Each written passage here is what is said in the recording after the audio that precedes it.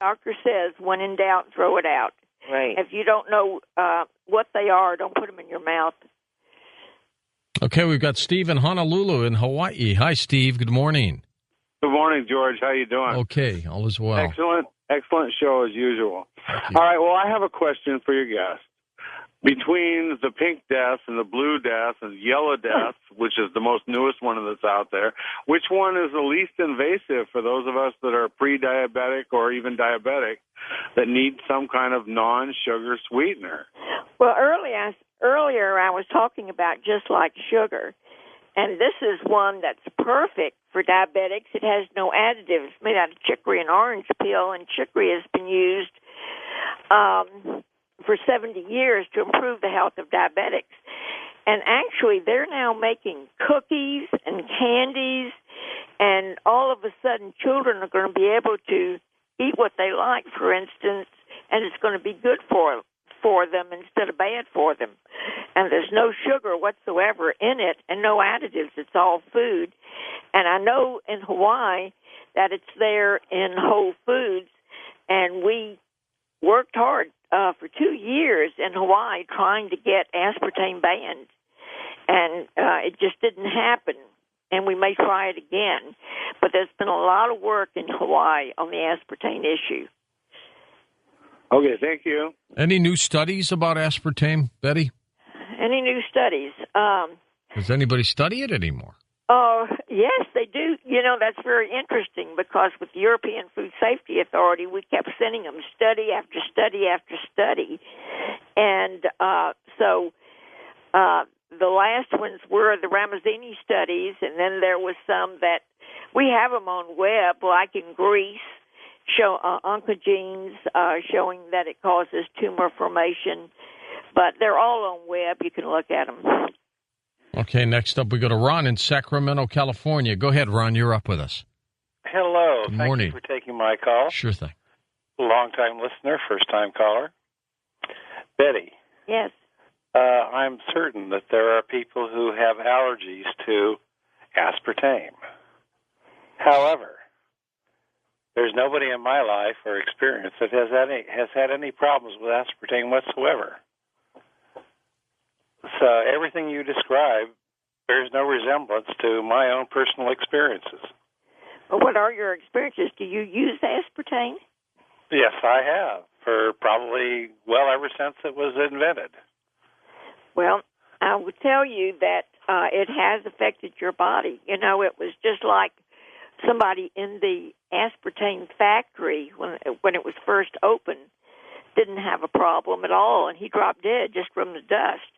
It's very, very toxic, and there is some ways to tell. You can have liver enzyme studies because it makes the liver very, very toxic. And you might check on our website on the 92 symptoms because you may be having the symptoms and not relating it to aspartame because they're very subtle. If you list enough symptoms, you're going to find somebody that's going to say, okay, I have one of those symptoms. Well, but I can tell you factually, I don't know anybody who's had any of the reactions to aspartame that you described. Well, let me see. I have talked to and got case histories of about 50,000, and I'm just one person. And the FDA has admitted, it was even admitted during Congress, that the FDA was so flooded with them that they were sending them to the AIDS hotline.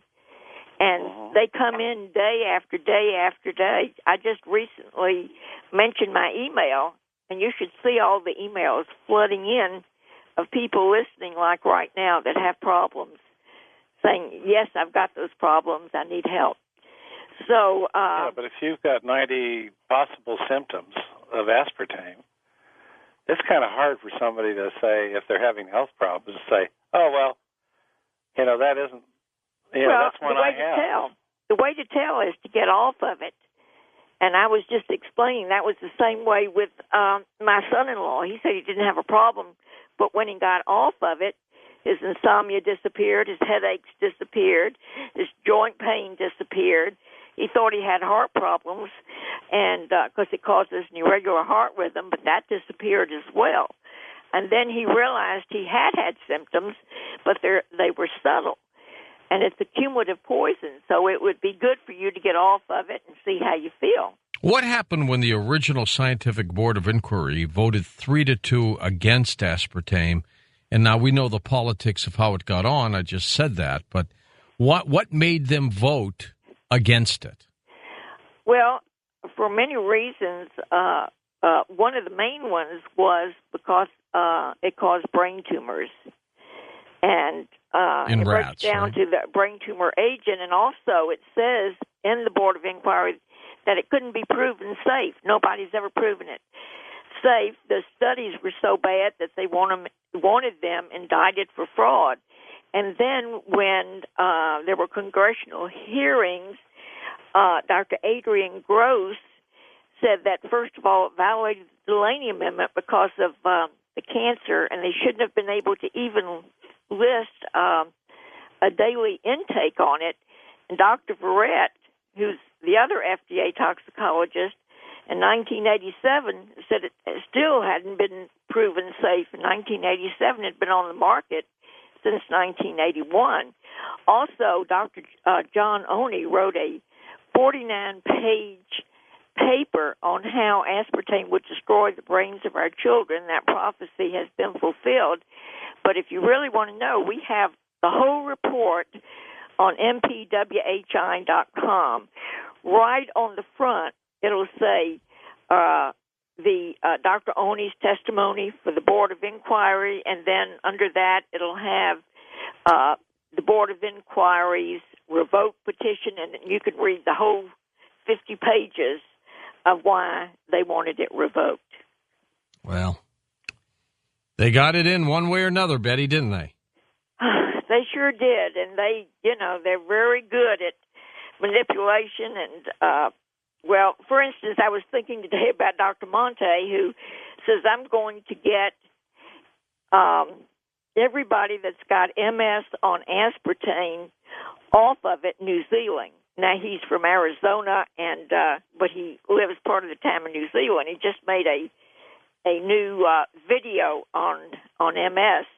Well, back then, he tried to have a hearing on aspartame because he lived in Arizona, and aspartame breaks down at 86 degrees, and sometimes it gets to be 117 degrees, and they kept turning him down for a hearing. Finally, they granted this hearing, and they took a bill on toxic waste that had already passed and exchanged it for legislation that would stop the meeting from being held.